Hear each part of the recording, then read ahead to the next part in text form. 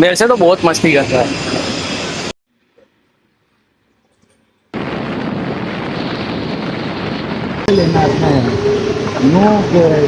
Highway થી આપણે નરોડા થઈને.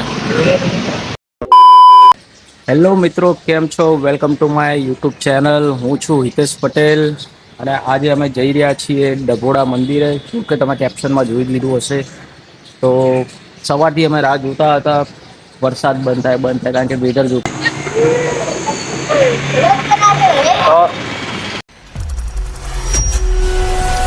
તમે જોઈ રહ્યા છો કે સવારનો વરસાદ ચાલુ છે. તમે વેધર જોઈ શકો છો. તો અમે લોકો નક્કી કરીએ છીએ કે અમે ગાડી લઈને જઈએ કે એક્ટિવા લઈને જઈએ. દિવાળી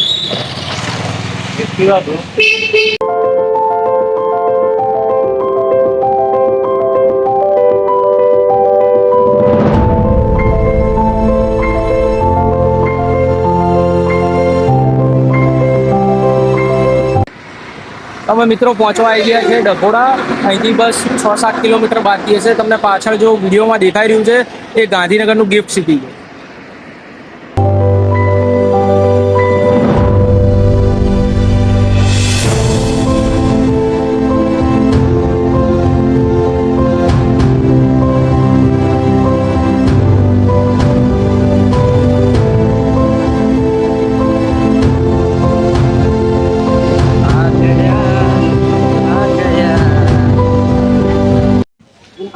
ફાઇનલી મિત્રો અમે ડભોડા મંદિર, હનુમાન દાદાના મંદિરે પહોંચી ગયા છીએ અને આજે શનિવારના લીધે અહીંયા પૂરું માર્કેટ ભરાયું છે. હનુમાન દાદાની કૃપાથી અમને વરસાદ તો ક્યાંય નડ્યો નથી. અમે પહોંચી ગયા છીએ ડભોડા હનુમાન દાદાના મંદિરે. મિત્રો તમને બધાને દર્શન કરાવીએ. અહીંયા હનુમાન દાદાનું મંદિર છે. હજારો વર્ષ જૂનું છે. અંગ્રેજોના ટાઈમથી આ મંદિર અને ગાંધીનગર જિલ્લામાં આવેલું છે. તમે જોઈ શકો છો અમે હનુમાન દાદાના મંદિરે પહોંચી ગયા છીએ. તમે જોઈ રહ્યા છો કે આજે શનિવારના લીધે અહીંયા કેટલી ભીડ લાગી રહી છે.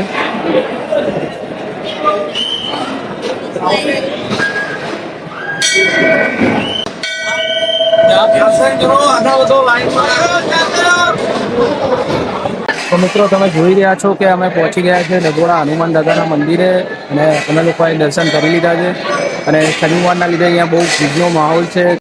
ગાઈસ તમે જોઈ શકો છો કે અહીંયા જે હનુમાન દાદાને પ્રસાદી ચડે છે એ સુખડીનો પ્રસાદ ચડે છે અને આવી રીતના ડીશમાં આપવામાં આવે છે. નાની ડીશ, મોટી ડીશ.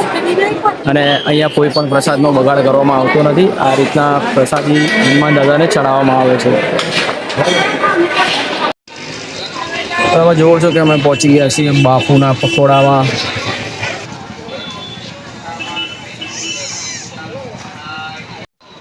તો હેલો મિત્રો, તમે જોઈ શકો છો કે આજના બ્લોગમાં અમે બહુ વાત નથી કરી શકતા કારણ કે અહીંયા જે ભીડનું પ્રમાણ છે એ બહુ વધારે છે. કારણ કે શનિ હોવાના કારણે બધા ભક્તો શનિવારના દિવસે બહુ જ ભીડ હોય છે અહીંયા. તો એના કારણે અમે લોકો બ્લોગ સરખી રીતના ઉતારી નથી શકતા કે સરખી રીતના વાત નથી કરી શકતા. અત્યારે અમે ઊભા છીએ નાસ્તો કરવા માટે.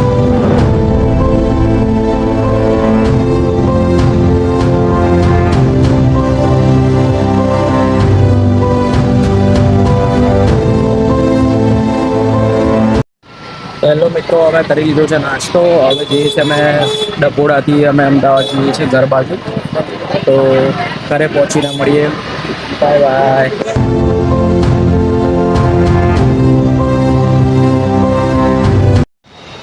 તો અમે ફાઇનલી આવી ગયા છીએ ઘરે અને આ બ્લોગમાં ના સરખો વિડીયો, ના સરખો વોઇસ, ના કશું આવ્યું હશે કારણ કે ભીડના કારણે બહુ તકલીફ હતી. એના કારણે જે પણ પ્રોબ્લેમ થઈ છે તમે જોઈ લેજો. વિડીયો જો લાઈક કરો, શેર કરો અને કમેન્ટ કરો અને આવી રીતના જ ફોલો કરતો રહેજો. બીજા બ્લોગમાં મળીએ. જય હિન્દ.